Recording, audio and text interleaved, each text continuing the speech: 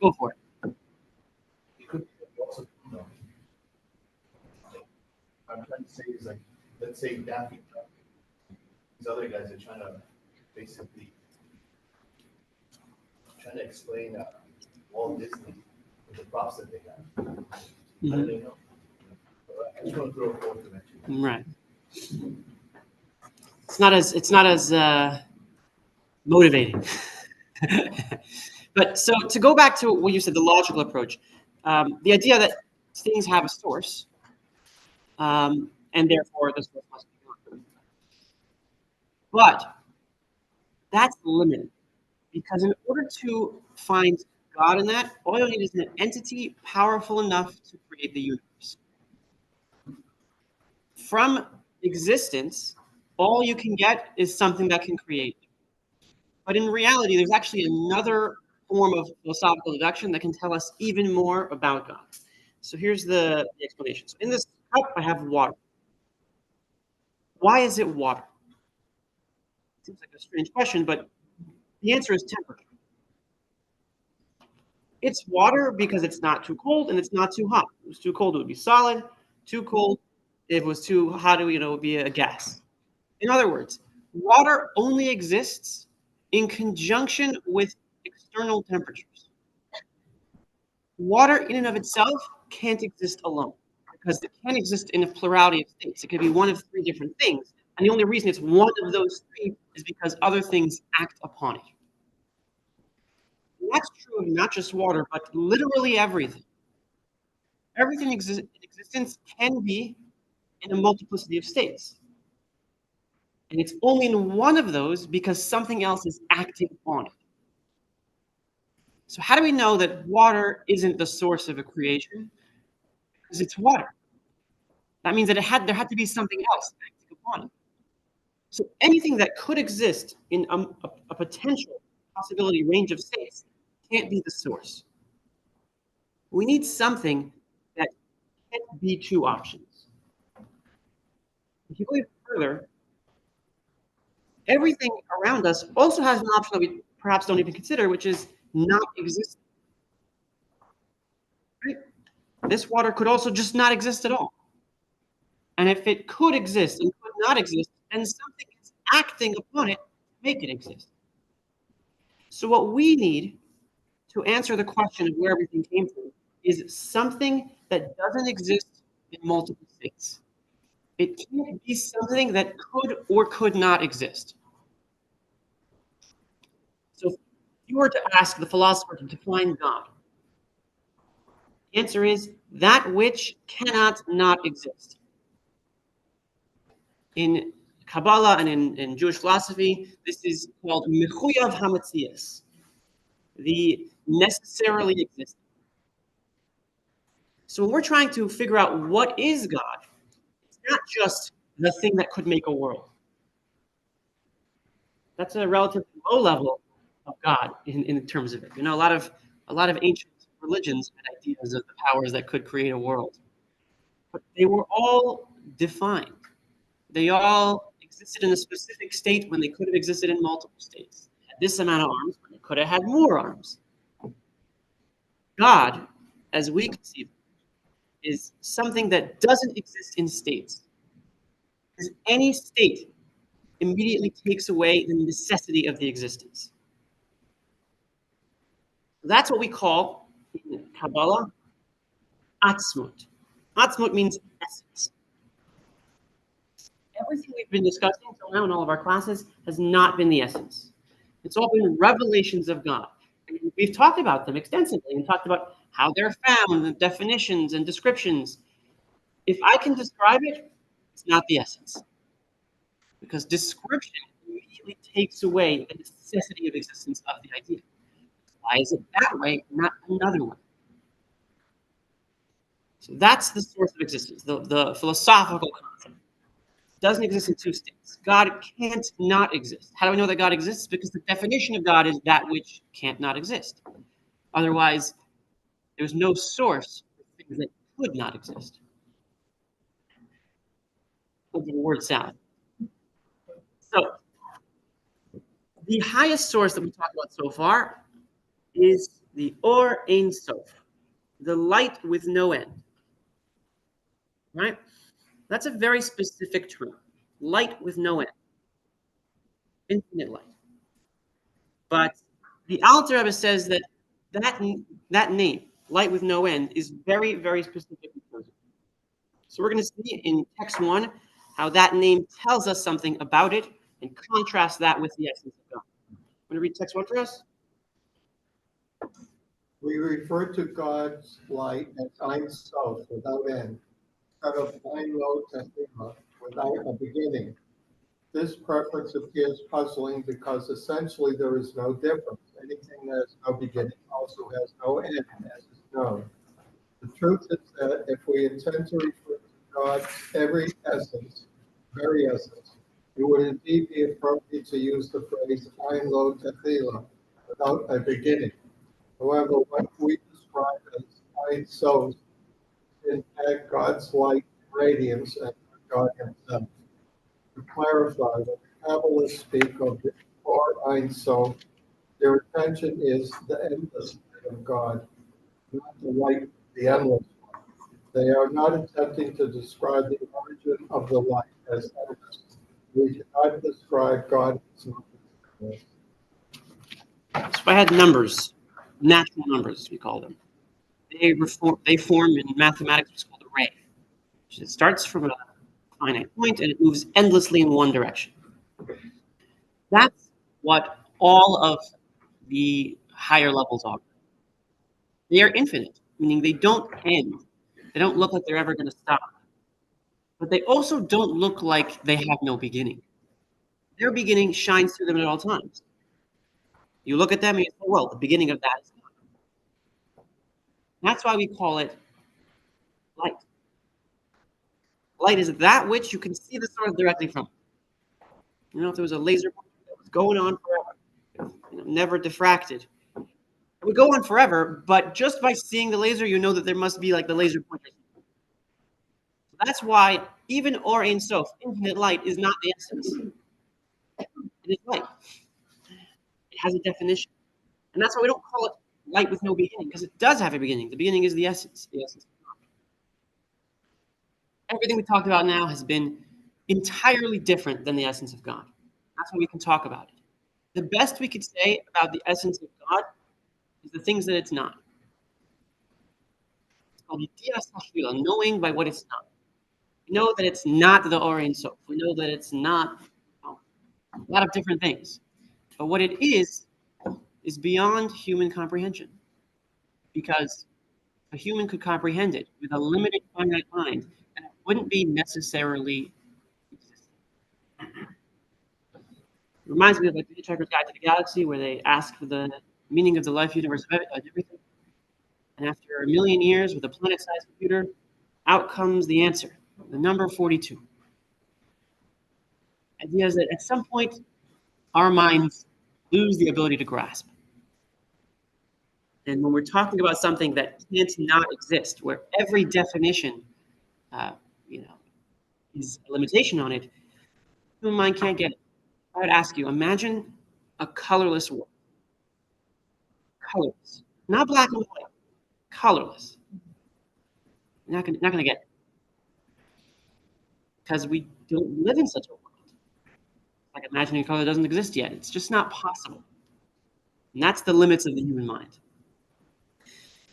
So there's all we can do about Atmos is talk about it in the negative. There's once a story about a chassid whose name was Mendel Butterfuss. He was known to be a firebrand, one of these guys who spent years in the gulag.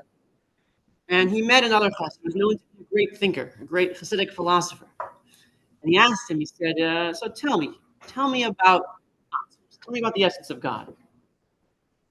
It's very high level. Like, no, I know, you're a genius. Tell me about it. Tell me about it. All right, fine, I'll tell you. So Atmos says, bam, slaps me across the face. Says, shh, you messed up. You said Atmos is. Even is a problematic term. We only say is not. So this definitionless Atmos. even isn't defined by being unlimited. We often like to think of unlimited as undefined, but that's not the same thing. If I say that there are unlimited pencils, it means that there's not limited pencils. That's a definition in itself. So you can't even say about the essence of God that it is unlimited. It's beyond even defining it as unlimited. Saying unlimited puts it into a string of numbers. It's not in that string of numbers. It's like if I said, how many numbers is there? Well, the question doesn't make sense. It's not in the string. So to say the essence of God is unlimited is just completely nonsensical because it's not within definition. Call it limited or unlimited. So we've got a hint of that concept described in the Talmud about the temple. You walk to the Holy of Holies, holiest place in the world. You'd see the Aron Kodesh, Holy Ark. The Holy Ark is described in the Torah with specific dimensions. It has to be 2.5 cubits wide, 1.5 cubits long. 1.5 cubits long, 2.5 cubits wide. So it was in the room. The room itself was 10 cubits long. Wow, 10 cubits wide. If you would take a tape measure and measure the actual ark, it would be 2.5 cubits wide. If you measure the entire room, it would be 10 cubits wide. If you measured on one side of the ark, you would measure 5 cubits. If you measure the other side of the ark, it would be 5 cubits. This is called Makom ha'aron eino min hamida. The space of the ark was not counted. But it wasn't not there. It could be counted individually. You could measure the actual ark. You couldn't measure the whole thing and the space of the ark taking up space. This is two opposites at once. It's within space. It has a specific size. It's not infinitely large. You can measure it. And yet, when you measure it against the room, it doesn't take up any space at all. This is a little bit closer to the essence, where it's not infinite or finite. It's an impossible blend together. Yes. Okay, somebody's listening on the. Let me try. Yes. So that's about as close as we can get, where calling it infinite or finite both don't work. It's somehow above all of that. And that's the essence. It's called nimna hanimnaos, the ability to create the possibilities. So if you asked the master, can the essence of God create a rock that it cannot pick up? What's the answer? The answer is yes and no at the same time. And if you understand it, then you're not talking about the essence. So, how above is this? If it can't be defined at all, that means it's not defined by even the things that we might assume are axiomatic. Right? Like 1 + 1 = 2, most people would presume is axiomatic. It's not that 1 and 1 were created to be 2. It's just naturally when you create an object, another object, and now you have 1 + 1 = 2. But Hasidus explains that's not true. Even 1 + 1 = 2 is a creation.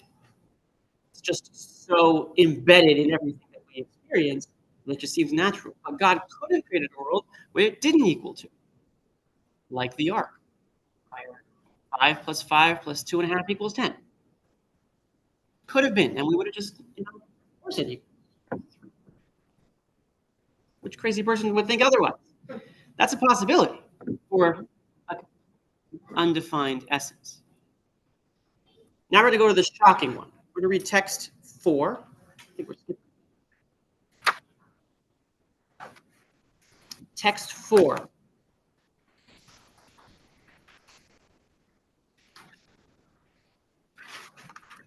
Can you read text 4 for us?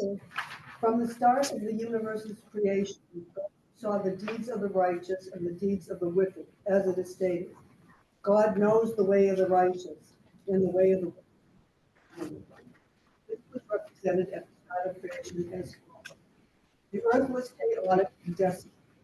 This refers to God said, "Let there be light." This refers to the deeds of the righteous. However, the narrative has yet to clarify the genre of deeds that God desires. Is it these or those? This is clarifying the following verse. God saw the light was good. God desires the deeds of the righteous, and he does not desire the deeds of the wicked. So this is a medrash that on the face of it seems very surprising. How do we know that God desires the deeds of the righteous? Well, because it says he saw the light and it was good. That's the proof. Because think about it. The essence of God is so undefined that there is nothing that is inherently good or evil either. If 1 + 1 doesn't even need to equal 2, then nothing needs to be good or bad. There's a famous philosophical question, which is good because the gods chose it to be good, or was it good and therefore the gods chose it? Well, Chassidus' answer is it's good because God chose it. God could have created a world where what we currently perceive to be wicked would have been good. Totally within God's power. We wouldn't even have known because we would have matched it perfectly. Our minds would have also said, of course, that's the good thing to do. Murder, you know, that's what the pious do. But God did. God chose otherwise with free choice. What does it mean, free choice? If I hold a gun to your head and I say, do this, it's not free choice. But why not? Someone else is pushing you in a certain direction. It's not just within. It's not the choice doesn't just come from within. So if we said that good and evil is axiomatic, it's inherent, then that would be pressuring God to choose. But God has free choice, which means nothing acts upon it, not even good or evil. God chose that this is good and this is evil. That's what the essence can do. Completely free choice. The Hira Chavshis is called free choice. The only entity that has real free choice in that sense is God, because nothing acts upon it. Everything else is things that act upon it. So most things from the first level of creation, from the Ein Sof on, do not have that same free will because they have things that act upon it. Of course, the angel does God's will. That's how it was formed. So that's from the essence all the way through the entire chain. Nothing has free will until we hit the bottom, which we'll talk about in a moment. So, if God can choose good or evil equally, that answers an important question, which is how does teshuvah work? How does repentance work? We know that teshuvah is the ability to fix what we've done wrong, repair all of our mistakes. How does that happen? What's the process of teshuvah? What's the methodology? So we're going to read text 5, which describes the power of teshuvah. Nothing stands in the way. He that one denied God to be a light, and then repented final moment. The world to come. This is a little bit of a crazy statement. There's a story of Rabbi Elazar ben Dordaya, who is a professional sinner. He actively sought out sin. And one time he heard that there was a very expensive prostitute somewhere across the ocean and was worth the trip. So he made the trip and he arrives, pays up, and she says, "You traveled all the way here for this? Sin? Telling you, you're a little far gone." And a voice came from heaven and said, "All of you can repent, except for Rabbi Elazar ben Dordaya, or except for Elazar ben Dordaya." Somehow that shook him. Oh my gosh, I can't repent. Wow. So he went and he began praying. And the Medrash says that he asked for his forefathers to pray for him. And they said, you got to do it for yourself. He asked the mountains and the valleys, and they said, you have to pray for yourself. Finally, he said, it's up to no one but me. He sat down, he cried and repented until his soul left his body. And as he died, a voice came from heaven and said, Rabbi Elazar ben Dordaya is entering the world to come. And Rabbi Yehuda Nasi heard this and he started crying. He said, some people work their whole lives to make it, and some people make it in a moment. Well, how could you make it in a moment? How could you make it in a moment? It's hard to imagine a person that's sinned their entire life and they can become righteous in a moment. Think about it. Think about, the person that's on FBI's most wanted. They're a person that's, we want them. They could become righteous in a moment. It's possible. Someone says, if a person comes over to a woman and says, here's a ring, I'm marrying you on condition that I am completely righteous. They give that ring. Now they have to get divorced just in case. They might be married. See, 5 minutes ago, I just saw him, eating a ham sandwich. He's definitely not righteous. In those 5 minutes, you never know what's going on in his head. Could have done complete repentance, be completely righteous. And therefore, because of the possibility, however slim, they're going to get divorced. So that's the power of truth. To literally transform an entire life in moments. Somehow. How is that possible? We read text 6 and see where that goes. Violations of divine will are both skinny by the truth God will. On the other hand, God transcends his own will, and is not compelled to react to man in a particular way, or compel him, what are you doing? Consequently, this vow, which is linked to all of you, and pressures the innermost step of God, better one. So, my father always described this as you go to a store and you look on the shelf, and what you're looking for is not there. So there's two types of people. Person one says, person two says, okay, let me go talk to the owner and see if he can stock it. That owner can then call a supplier, and then later it's on the shelf. Some people live only in the system, and in the system, it's a complete work of doing right things, avoiding wrong things for your life. But there is a possibility to just go to the owner and say, I want you to transcend the system for a minute for me. Call in something that wasn't on the shelf. That's what teshuva is. Teshuva is saying, you decided that this was good and this was evil, right? That was your free choice.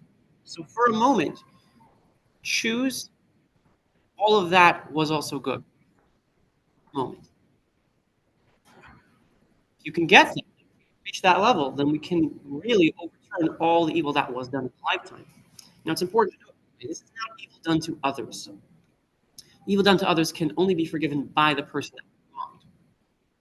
But evil done to God can be forgiven by God. So that's the source of teshuva.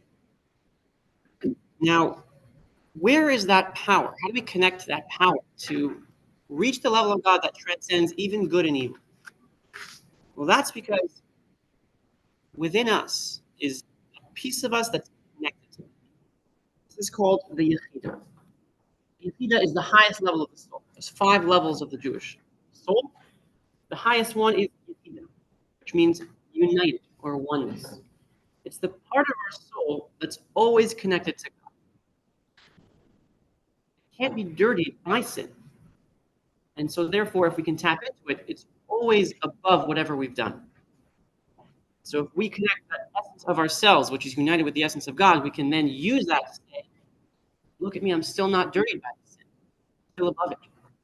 So choose to be above it as well. 3 texts describes this essential bond. I'm not sure who's next. Together, the Jewish people and God form one complete entity, so to speak. Between the very essence of the soul and God, this contrast, while the soul's various expressions and powers also enjoy a relationship with God, and as a consequence of the person's existence. The soul's essence is always in God, unity that our senses that it has merged and bonded with you in a oneness deeper. So, on a regular day, how many prayers are in the Jewish canon for a regular day? 3. On Shabbat, 4. One day of the year that we do 5. Any guesses? Exactly. The Day of Atonement, there's 5 prayers. There's an extra one called Mi'ilim.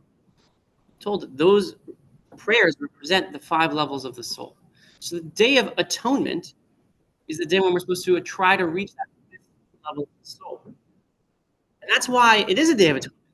Every day is technically a Day of Atonement. The person repents today. In fact, there's a prayer in our Shemona Esrei, in the part we say every day, where we ask God to forgive us.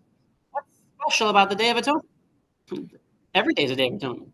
The answer is there's 2 types of atonement. Atonement 1 is, oops, I messed up, I'm so sorry, let me try to fix it.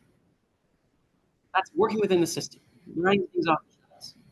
Yom Kippur is supposed to attempt to leave the system for a second, to reach that 5th level, the essence of the soul that wasn't affected by the sin. And that's why there are 5 prayers in Yom Kippur.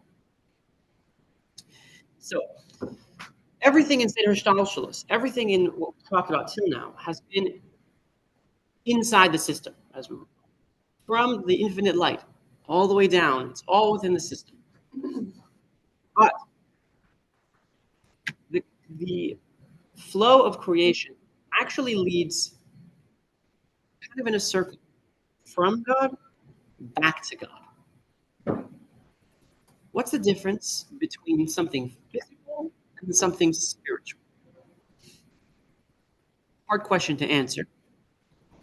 But one way of thinking about it is that the definition of physical from a Kabbalistic perspective is that which doesn't shout, I am God. Basically. You look around at the world, you see items that do not appear to be godly. And that's why you have atheists who actually say that the prime mover, the first existence, was the atom. Because it doesn't look like it comes from it. The fact that scientists come to the conclusion of Big Bang is really due to deductions from redshifted light. But every individual piece of matter doesn't look like it has a source. So ironically, the infinite light, Ein Sof, looks like it has a beginning. That's why they call it no end, not no beginning. You see it, you say, well, that began at God. The physical world is the opposite. The physical world, I look at it, I don't see that. For all intents and purposes, it could have been forever.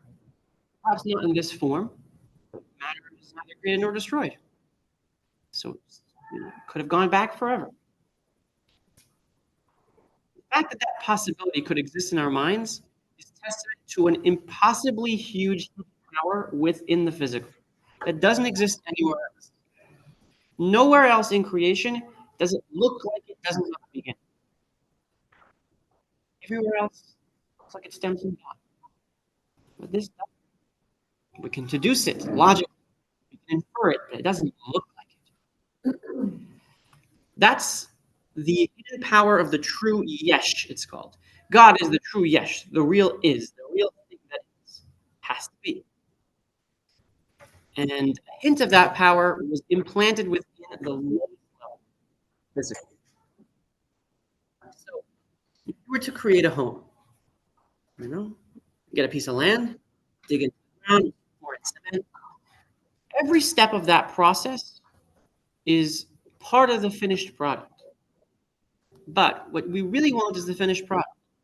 If your worker's left halfway through the job, you're not going to be very happy about it.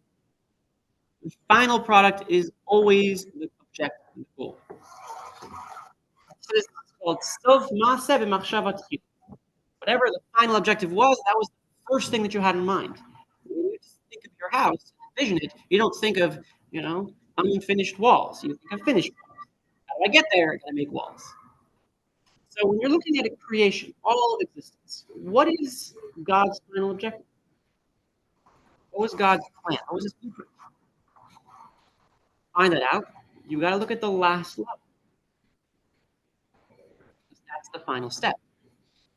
If this world, which is the lowest world, wasn't the goal, it wouldn't be.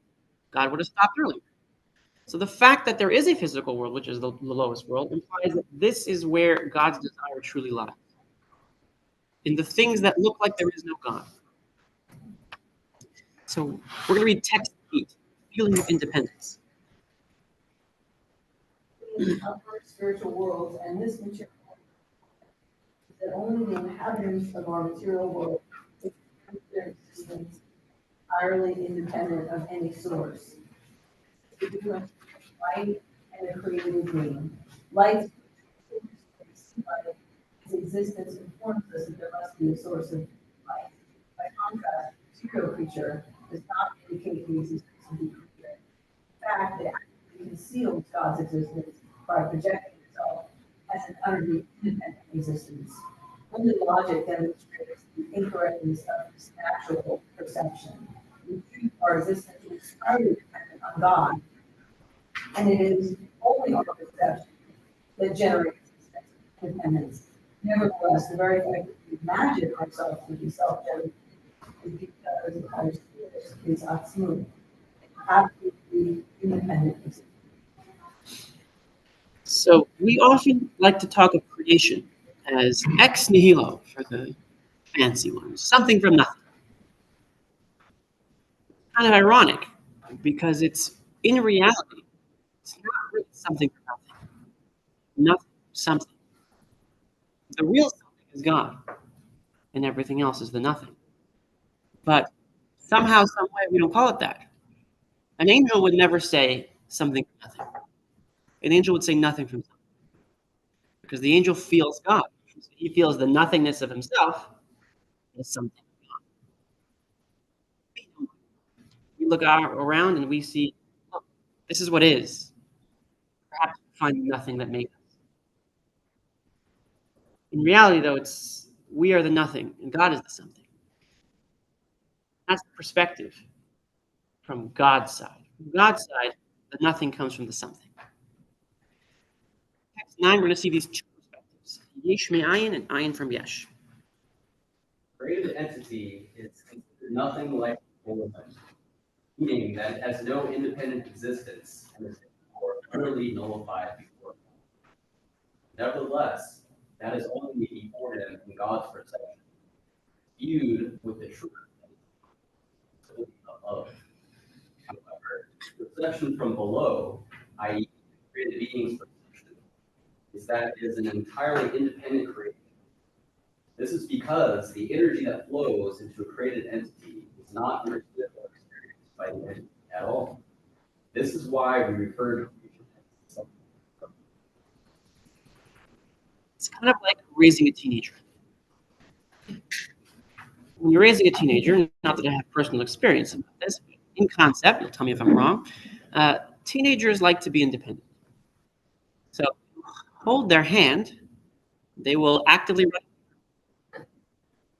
If you don't hold their hand, it will actively head first into the wall.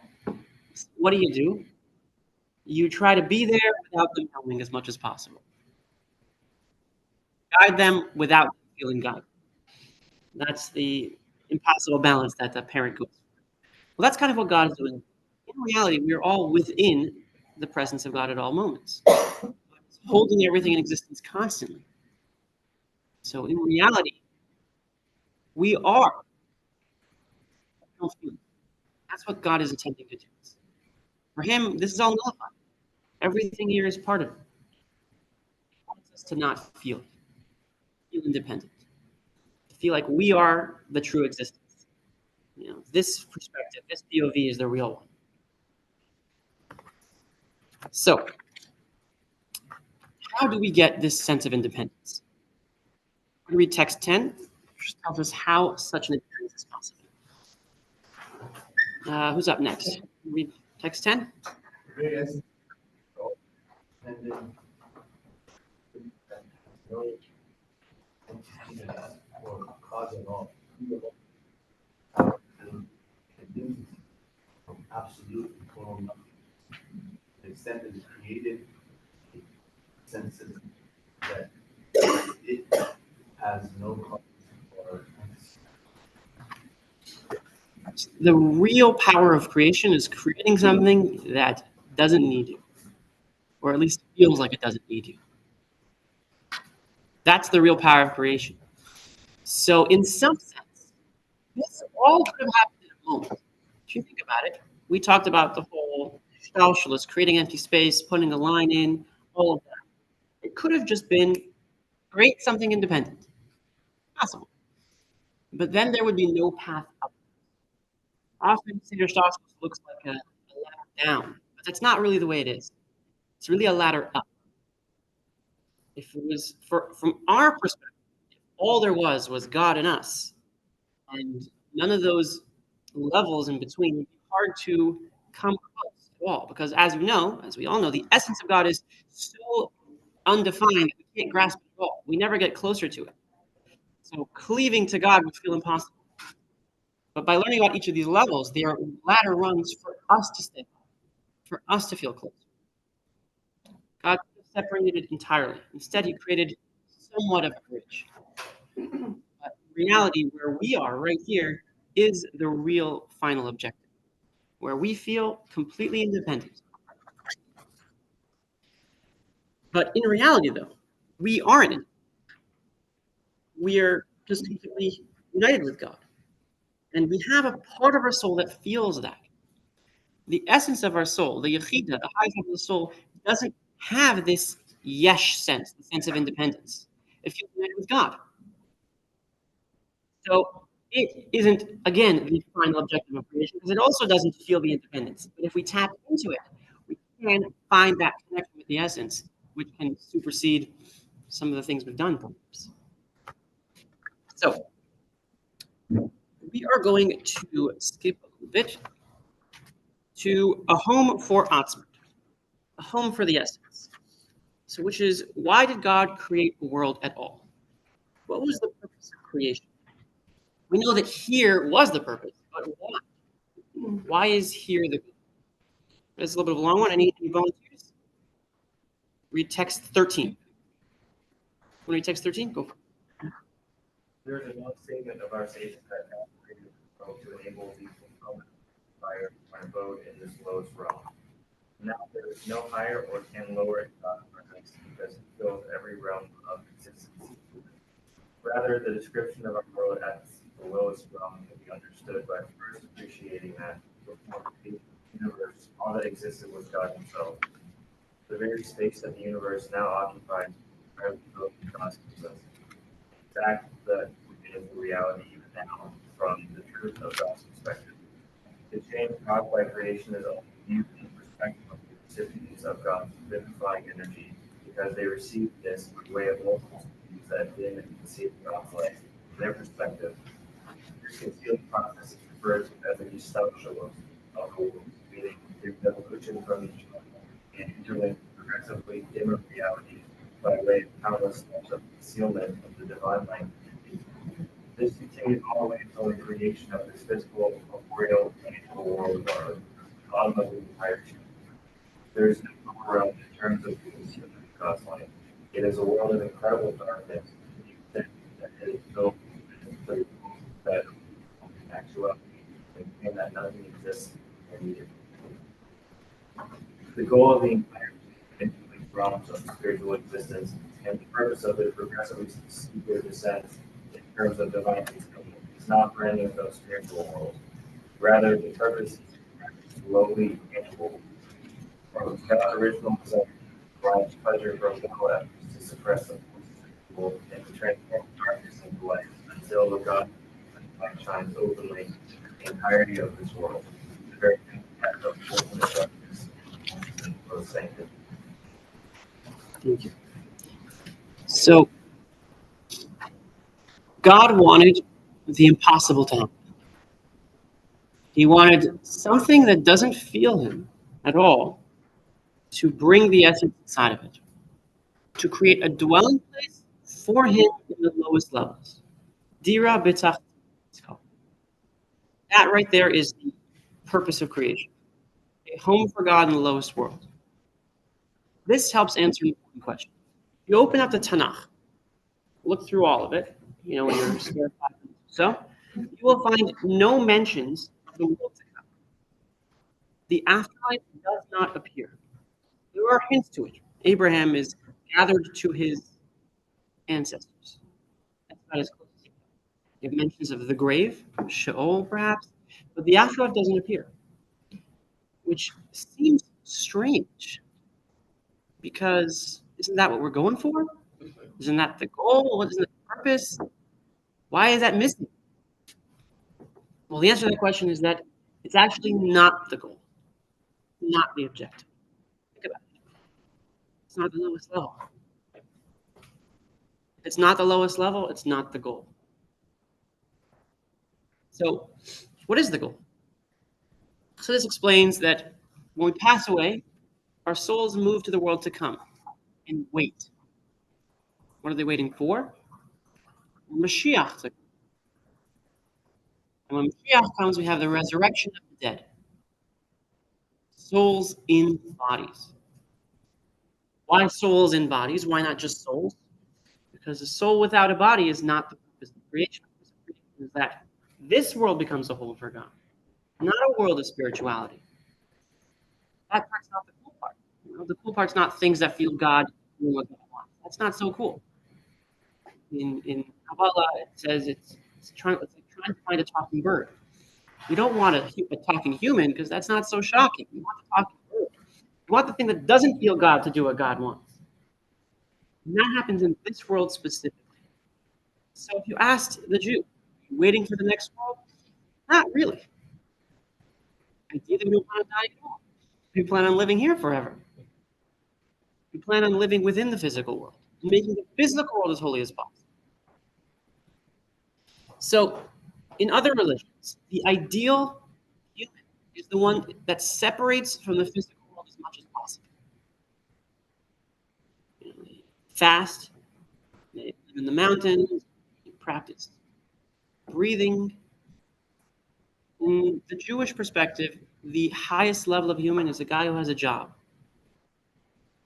Wakes up, goes to work, comes home, spends his spare time doing good deeds, uses the money he makes to support his family and charity. Why? Because if we wanted to meditate on God, his soul could do that without the body. To not be part of the world is a waste of the world. So that's where the real objective lies. Making a home for God in this world specifically. It says that every home that has Torah learned in it becomes a miniature temple. Temple is the home for God. That's the goal. The goal is to make every temple. All of our lives a temple. Because that's where the essence of God can only be found. Everywhere else, it's too nullified to be the home. There's no separate entity choosing it. Only here is there something that doesn't look like God choosing to have God within it. Yes. I have a question. Was this ladder that we're talking about? How does something comes from nothing? Right. Like how does it come there? What's interesting is that the Zohar talks almost nothing about it.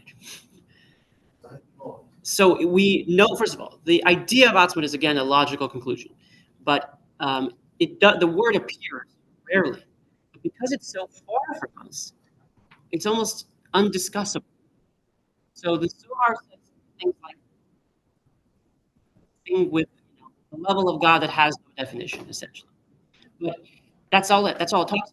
Whenever it talks about what this mitzvah does or doesn't do, it's almost always going to talk about the intermediary levels.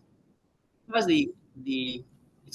or the angels, because Atzmut is so impossible for a human to connect to, levels are where we really look. So how do we know that there is the essence? It's really just the logical conclusion. Because no one sees it. The essence of God is unseeable. Even Moses talks about what he saw. He was stuck in a cleft of the rock, and it says he saw the back of God's tefillin, which is again a reference to a spiritual level. Even God's name. A name is something that's not you. It says that the highest level of description of God is just the word you, ata, you.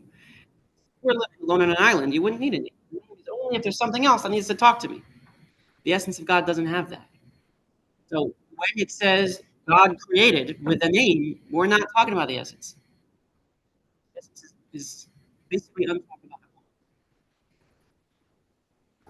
So, the goal again is to create a spiritual home for God in this world, which requires doing mundane things.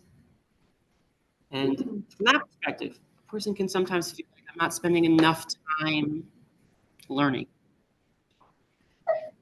Could definitely be true. But some of that is because a disconnect between viewing the rest of our lives as a home for God as well.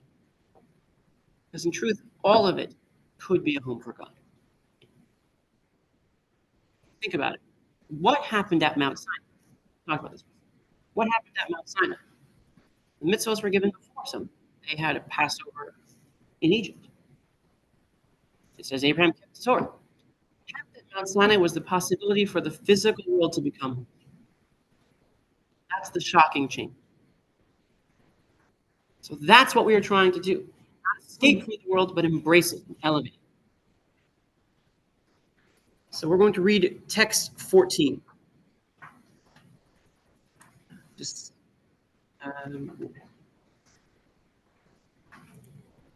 who's up? Any volunteers? I haven't read yet.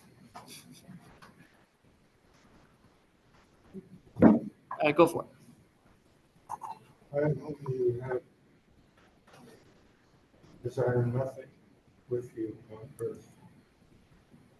Love of God expressed in the verse is to create nothing at all, God alone, not even the heavens or the earth, metaphors for higher and lower levels of paradise. Instead, all God's love is reserved for God, the very essence of peace all of us. And as the teacher, Rabbi Shneur, entered the state of church with God, who is open to us. Only nothing at all. You want your world. All I want is you. We're not trying to make it somewhere else. We're trying to make this world holy. So how do you make this world holy? So my father-in-law used to give an analogy. Back when you used to buy a computer, it would come with a manual. A big, thick book telling you what to do with it. And then they came up with this genius new idea. It's called user interface. Let's make all the actions have a little icon that tells you what it is. And then, a kid can pick 15 minutes later, know exactly what's going on. User interface, where it just everything looks like what it does. So this world right now is the old computer. What do we do with the world? What are we supposed to do with a palm branch? We need a manual. The manual is the Torah. The Torah says, you want to make a palm branch holy? Here's how. You want to make your home holy? Here's how. You want to make what you're eating holy? Here's how. And that's the manual. And then Mashiach. What is Mashiach? Mashiach is a modern. Mashiach is where the world expresses how it is a home for God. There's a verse, I think it's Isaiah, where it says, the stones of the walls will cry out. What will they cry out? Medrash tells us. They'll say, hey, you. No, you walking around. Are you thinking holy thoughts? You want to do something good? The fruits on the trees will say, don't pick me up today. Stop, just don't pick me. Now, are they going to be physically talking? No. But when the world is made into a home for God, its purpose will shine within. See it, know what it's there for. know immediately that's their good deed with. Now we're struggling in the dark a little bit. We have our book that tells us what to do, how to make it holy. And our goal is to make it so holy, so intensely holy, that it shines within. And here in this world, in this room, we've made a holiness that is permanent. The halacha is the place of study and the place of prayer cannot be changed into something else unless you planned beforehand. You made a specific calculation beforehand. You're not allowed to destroy a temple unless you're building another one. The actual space becomes eternally holy. What we've done just by sitting here is take physical space, which the average person who walked in here wouldn't be able to tell that this is a room like this. Looks like any other room. Made it holy. And we can do that with everything in our lives. That's the mission. All right, so we're going to do a key points overview and a course conclusion. So quick summary of what we've done today. So what is Atmos? Atmos is the essence. That which needs to exist can't not exist, necessarily exist. It has no rules whatsoever. It's not bound by finite or infinite. Both of those are descriptions. It's not bound by good or evil. Good or evil is a choice that opts freely. And so if we tap into the essence, we can overcome any evil that we might have done to God and ask for forgiveness. Because we have part of ourselves, which is connected to the essence, the yechida, the oneness in our souls, that can help us tap into that level of God that's high. And so the purpose of the world is the counterpart to the essence. It's the opposite. It's the part that doesn't feel God at all, completely independent. And if we take the essence of God and bring it into the thing that doesn't feel God's essence at all, we create a home for it. And that's the purpose of existence. So we're going to go to page 210. We have some concluding exercises. See if you remember anything.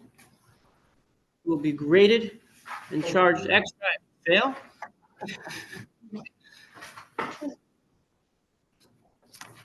So we're going to try to match, see if we can figure out which thing goes with which thing. The 10 attributes, the kofat hanefesh, what do they relate to? You have to do it yourselves. You want to go through it together. What's your preference? All right, let's go through it together then.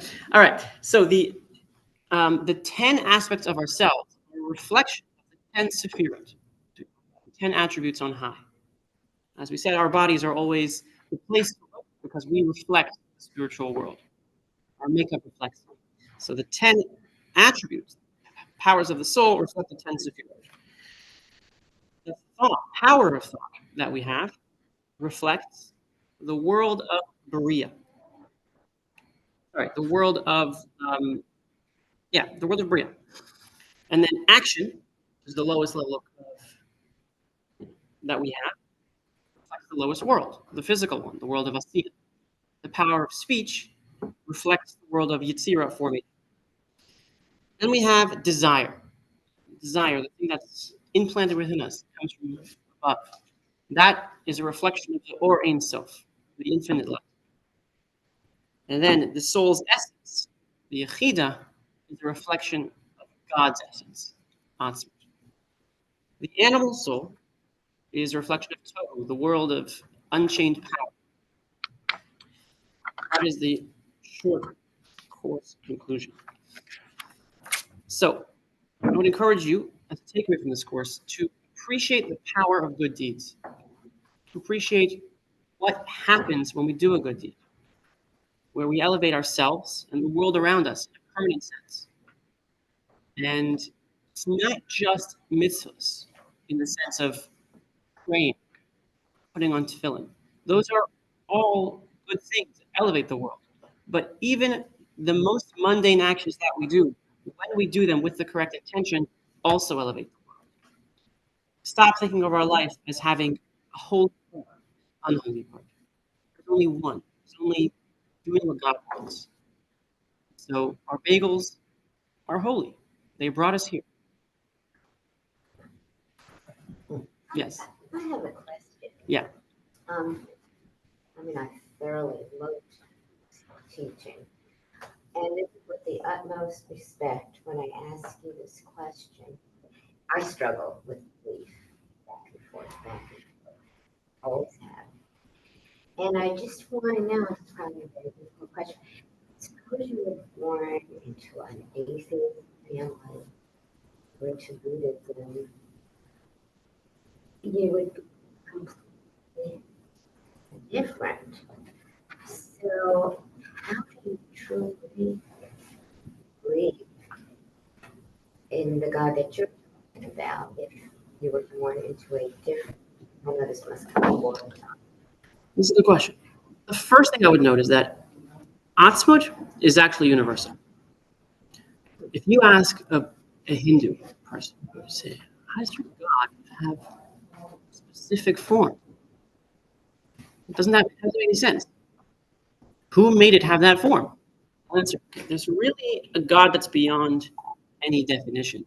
And this, he just decided to express itself in this form. You ask a Christian, how did God? Father is the undefined essence again, the prime mover. Every major religion does have the same essential meaning of God, because again, it's a philosophical necessity. That's the first thing.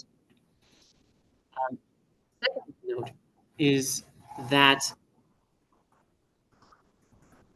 in life, we often have a lot of things out there, and you can't ever check everything. It's just not possible.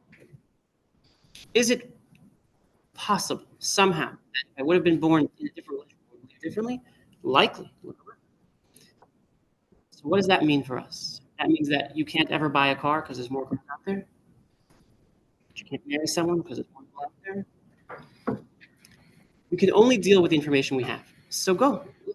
If your faith is challenged, search. And maybe you'll come to the conclusion differently. I don't think you will. I don't know. There was a man who came to the Tzemach Tzedek, and he said, I struggle with faith. I said, what do you need help with? They just said, I struggle with faith. Okay, so what do you need help with? I struggle with faith. So does it bother you? It's like, yeah, that's why I'm here. It bothers me. It's like, okay, good. Absolute belief is something that really comes from probably an experiential. What we do now is we start research. Yes. I've been taught that one of the major differences between Judaism and all other religions is that we are blessed with the need to struggle, whereas other religions submit. Yeah, in general, I try not to talk about other religions because I always feel like, what do I know? I say something and it's all like, what do you know what you're talking about? I didn't really research them. But in life in general, I feel strongly that if you're happy with what you have, looking elsewhere will only make you happy. So the question is, how do you know? And so that's the question you have to answer. What's the source of our belief? Any other questions? Any other excellent questions like that one? Getting back to your main point, Yes. this is just a quick comment. The creation of the mitzvahs, but also the creation of temples. It doesn't, it's right. Temple, any holy place, it could be your home. Obviously, something the suppression of evil, although that gets tricky definition, of course, that's that text of God taking pleasure in that. That we are sort of spiritually colonizing this world. Right. Yeah. It reminds me of something Lubavitch Rebbe said one year. He said, we want to make our homes and our offices holy. So ideally, we should attach a holy object to the physical walls of it. A mezuzah or charity box. I want you to go home and try to nail a charity box into your home. Symbolically, that now the wall is part part of the charity box. It's holding up the charity box. And he said this, it was about 2 hours before Rosh Hashanah. Anyone who hasn't done it yet should do it before the new year begins. Oh, everyone looked at each other like, now? Now. And hundreds of people ran out of the room, charged home to try to find a hammer and nails the last 2 hours before the holiday began. But that's the idea, is that even though it's symbolic of something very important, physical.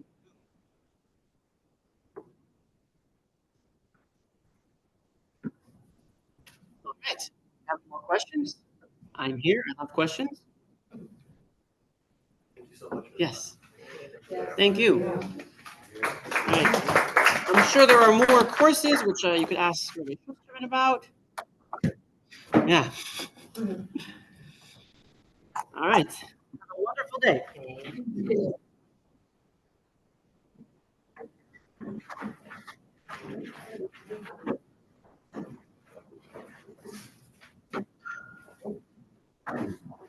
Do you have a specialty? Billy, What's that? do you have a specialty that you do when you do the online stuff? Some people specialize in jewelry. Yeah, I mean, well, whatever. Thank you for coming.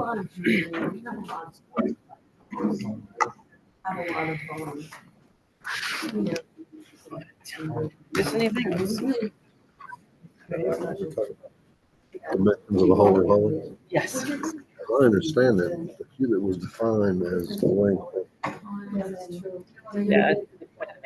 right, of whoever was the ruler at the time. Yes. So they use a standard like the 18 inches thing or whatever, or do they actually, do we not know exactly what the dimension is because the cubit itself actually. Right. That area gets Yeah. to know So you. this is actually a big halachic question because it's not just like there are lots of commandments that revolve around cubits. So originally, almost all of the measurements were meant to be done by the individual. So if you opened up and said, okay, how hot is too hot for you, for example, if they say stick your finger in, how sure how good it's taste. Everything was easily measurable. You didn't require any standardization. So the cubit was supposed to be your own cubit for everything. You're making a sukkah. The sukkah had to be 10 cubits tall. 10 cubits, sorry, 10 breadths tall. It was 10 breadths. Then, as time went on, they gained the ability to standardize. And so when that happened, the rabbis had to choose standardized numbers. And so when that happened, there was like a lot of debate about it because you measure 1,000 people and find the average, basically. So even to this day, there's arguments about the movement, and the leading opinions are 18 inches, and the higher opinions are 24 inches. And it really depends on, are you going for average, are you going for minimum, or are you going for a higher range? So there are people for tzitzit, for example, which are supposed to be 1 cubit by 1 cubit. Yeah, no. So technically, that's your own cubit, right? That would make the most sense. If you standardize it, 4 inches. So you can have a 13-year-old, 5'2", wearing 24 inches. It's massive. And that's like there's the good and bad of everything that it's a little bit arbitrary. Someone says that minimum volume of 40 stuff. That's what they estimated the average human could fit in. 1 cubit by 3 cubits cubed. So Talmud rabbi asked, he said, "Well, if it's 39, it's not good." I'm like, "Yeah, it's not good because we had to make a number. Like we made a standardized number. It could have been if we did 39." It's typically defined as length of your fingers. Yeah. But whenever they standardize it, whatever whoever the ruler was, they use that as a standard measurement. So we're talking about being dimensions of it actually varies if you look at it.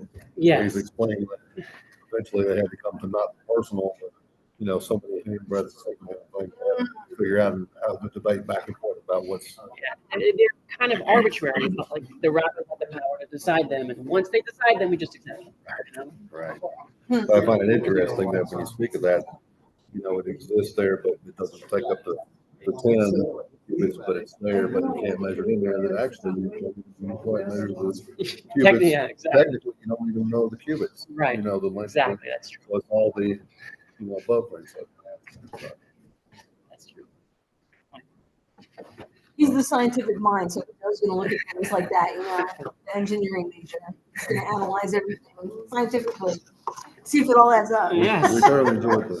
See if Great. 1 + 1 is really 2, you know. Well, Thank you. apparently, it was Shavuot supposed to be tov. 3. Yeah, I put you out of a job. So,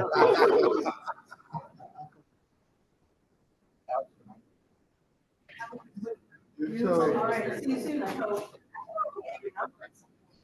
Have that anymore. I bought a big book deal one time, thousands and thousands. These guys were coming by, No, I'm good. these guys were coming by with the phone, putting it next to the book. And they would buy, 100 books at a time. They would take them home and put them on the wall.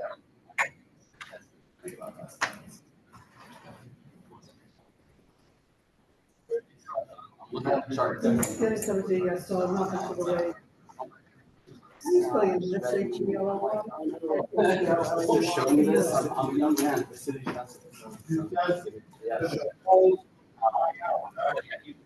They're gonna try to remind them.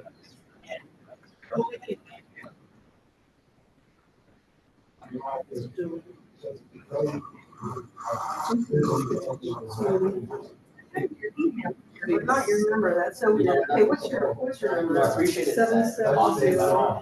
315 770.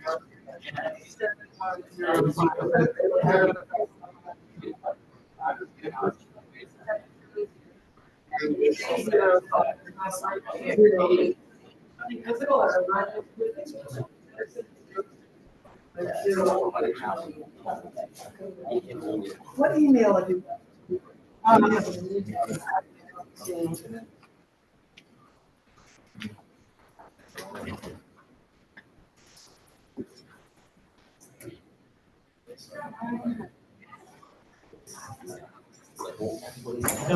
DJ. I was just Oh, hired. that's the worst.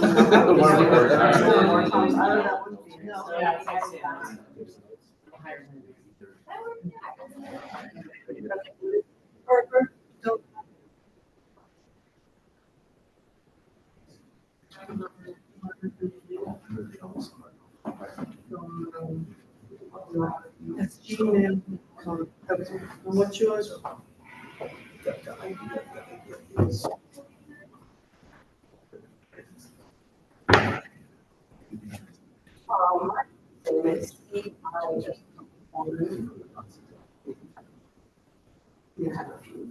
CIAJ. Yahoo.com. Yeah, it's.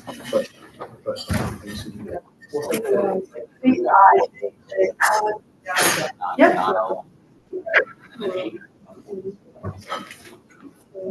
We'll be back sometime in a few weeks. Right, yeah. A lot of.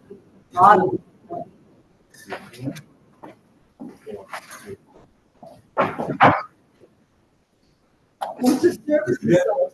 I know, I want to. It's driving me. Smoking. The kids say you can see when it's dirty long. After 12 years. And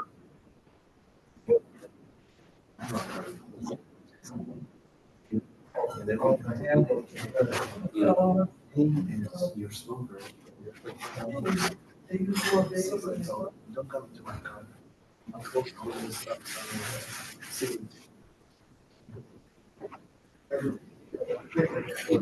This is what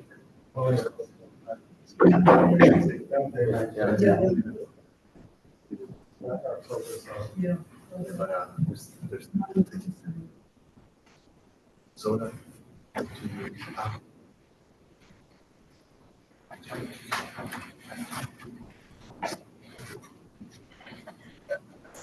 Yeah, it's, well, that's kind of protein, especially that it's just so good, good. I'm not talking about a lot of them. So yeah, there's a lot of products that are so.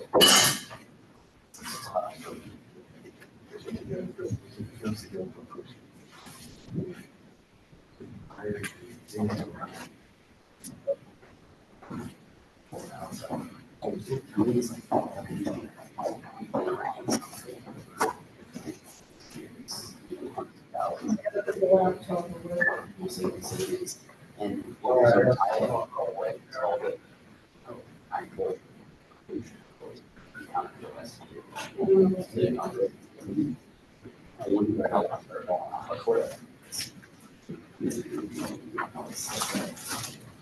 a theory about sunlight.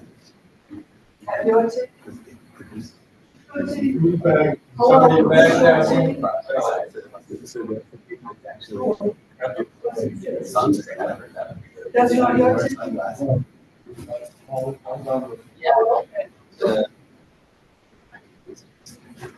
A lot of these still has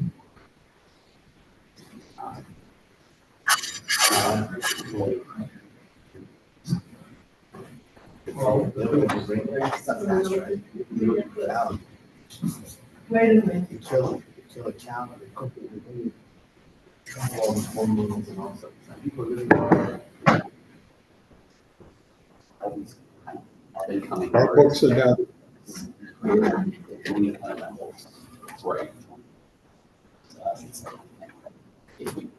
Don't make sure that It's you're all on about- phone.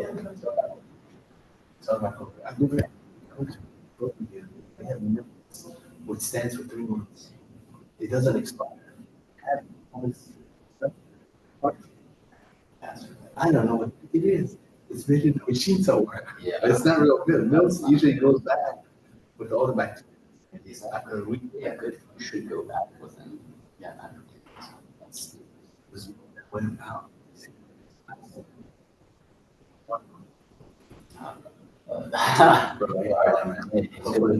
you again in another class. Yeah, yeah. Whenever the rabbi sends it. Yeah, Sundays are always tight. Run stuff.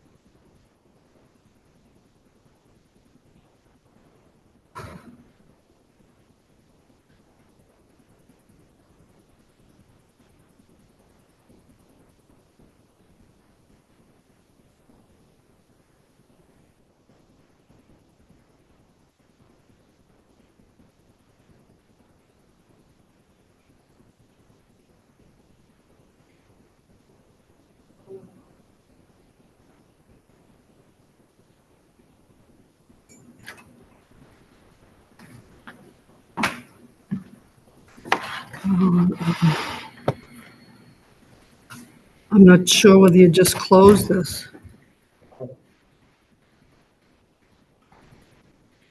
I can't see.